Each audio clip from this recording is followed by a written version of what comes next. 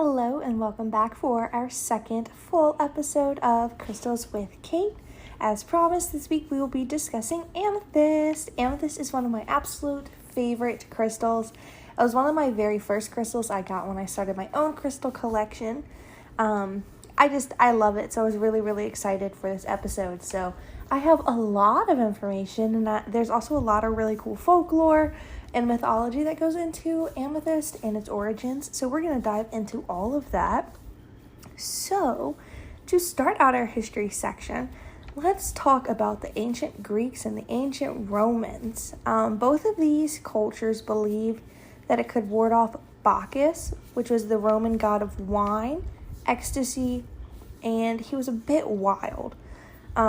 They thought that it would keep the person wearing the amethyst more clear-headed so they could really ward off Bacchus. Their thought process was when you felt that urge to go drink or indulge or be a little crazy or give into your wild side, that was Bacchus. So you wanted to keep Bacchus from getting into your headspace. This will be important when we circle back to that Greek mythology in a few minutes. The next thing that we see in the history of amethyst is in the Middle Ages. It was used to show royalty. Purple was often a very royal color, especially Middle Ages, Renaissance era on through, because purple fabric was very expensive. It was very hard to perfect that coloring, which made it very expensive, so only your elite and your royalty could wear purple because they were the only parts of society that could really afford to wear it. So, with this being a purple stone, it also became associated with royalty. We also see bits and pieces of amethyst that is found in jewelry. You guys can go into a jewelry store and see amethyst. It is in some of the British or English's set of royal crowns. But another really cool point is that we have found it during archaeological digs in crowns dated to be about 2000 BC. 2000 BC, so about 4022-ish and some change years ago. That is absolutely bonkers to me. We also see it pop up in the Bible for any of my friends that are interested in the intersections of Christianity, the Bible, or any of that. In the Old Testament of the Bible, you have the 12 sons, which are then the 12 tribes of Israel. So in the Bible, each tribe of Israel is represented by a gemstone. So one of the more prominent, more important families, tribes of Israel, is associated with the amethyst, which I think really backs up that feeling and that idea that it does come from royalty. It's a very strong, powerful, and well-regarded stone.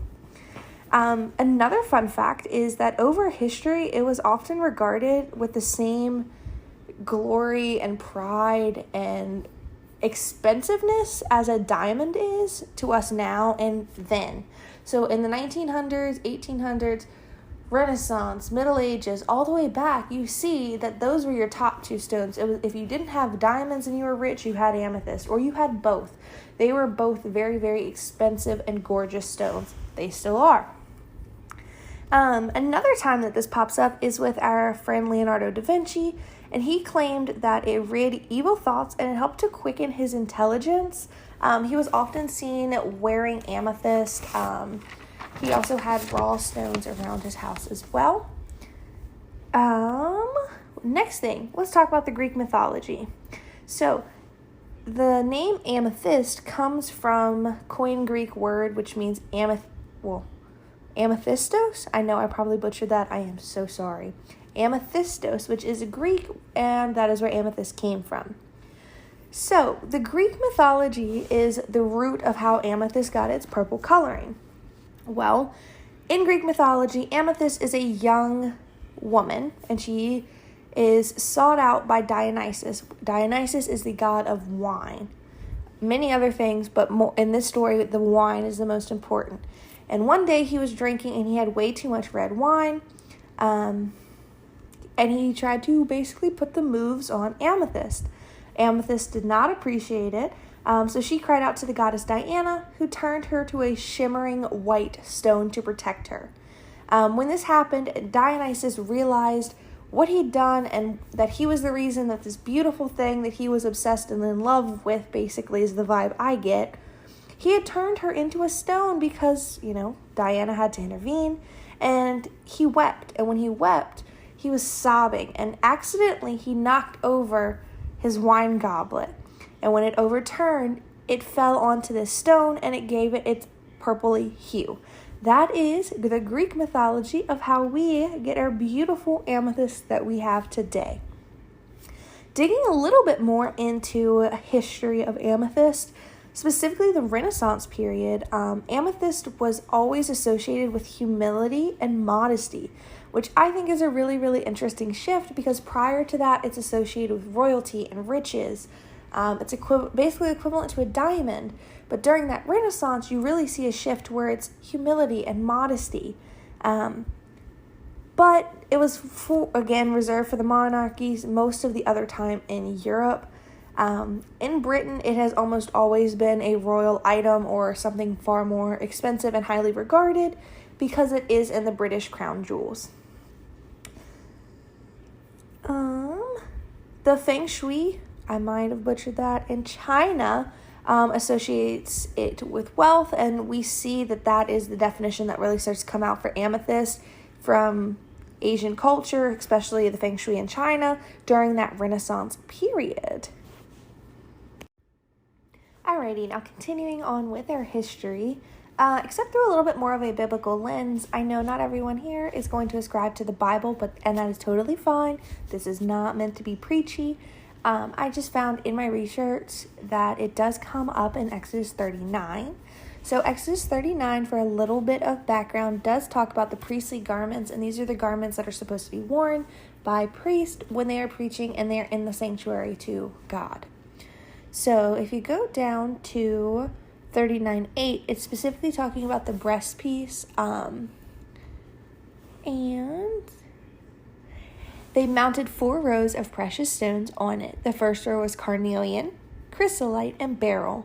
The second row was turquoise, lapis lazuli, and emerald. The third row was agate and amethyst. The fourth row was topaz, onyx, and jasper. They are mounted in gold filigree settings. There were 12 stones, one for each of the names of the sons of Israel, each engraved like a seal with the name of one of the 12 tribes. So as you can see here, it very, very clearly mentions amethyst. It mentions a lot of our other common crystals. You can see here the Bible itself, Old Testament. Crystals are not bad. They are using them. They are incorporating them into their priestly garments, the most sacred things that you can wear as a priest, and going into the sanctuary in the spot that Christians and Jews, from my understanding of Judaism, if I'm wrong, I'm sorry, but that when you are in the temple, you are your closest to God. Like, that is your house of worship. That is your sanctuary. That is where you go and you feel God when you're there. So for these people to be using these crystals in that setting, I just think it was a beautiful little connection. So that is enough on that. So now we will take a really quick break and we will chat about ways to support the podcast, and I will be right back. And now for a quick break to talk about the ways to support the podcast.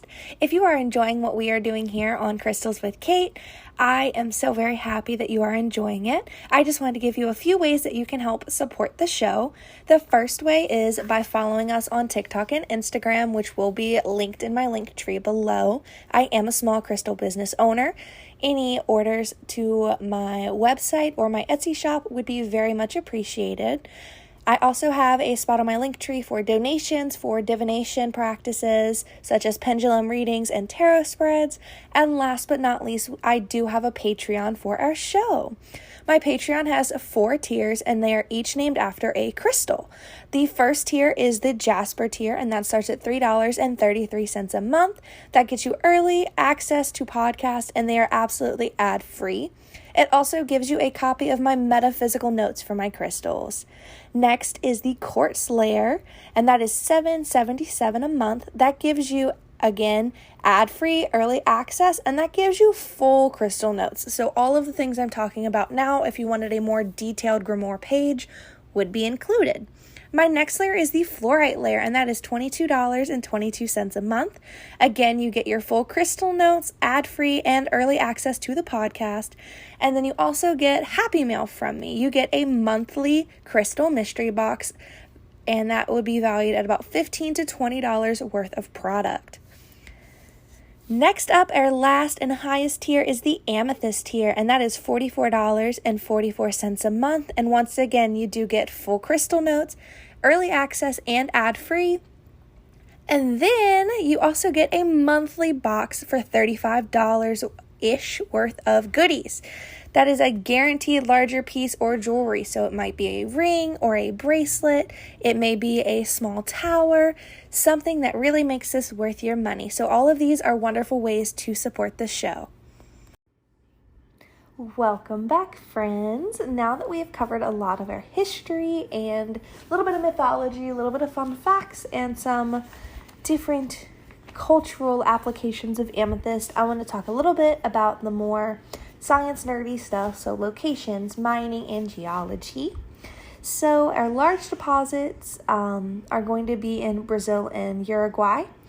Other deposits do come in Canada, France, India, Mexico, Madagascar, Morocco, Myanmar, Namibia, Russia, Sri Lanka, Tanzania, and the United States. Fun note about the United States, the only active mine in the United States is in Arizona. That is also where there are a lot of quartz mines for anyone that is in the U.S. and interested. Currently working on planning a trip once we can save up some money. Want to go mine out there. So the way that this happens is you have these large deposits of basalt. Basalt is an extrusive igneous rock, and it flows, and when it flows, the way that it gets trapped in these caves that it forms, it happens a lot in Brazil and Uruguay, and the way that it forms with that heat and that dampness, it crystallizes, and you get that beautiful amethyst that we all know and love. In terms of its geology, it is a silicon oxide. Its hardness is a 7, just like quartz. And it can be found at least as a trace element in most sedimentary and metamorphic rocks, most commonly in your igneous rocks, in those fractures of those cavities. Geologically, it is a variation of quartz. They do have similar hardness. They are both silicon oxides, and they are variations of different chemical and atomic structures that they build. If you are interested in the geology and you wanted to test and make sure it was real amethyst, if you scratch it on a scratch plate, it will have a colorless streak. So that is another cool note about the geology of amethyst.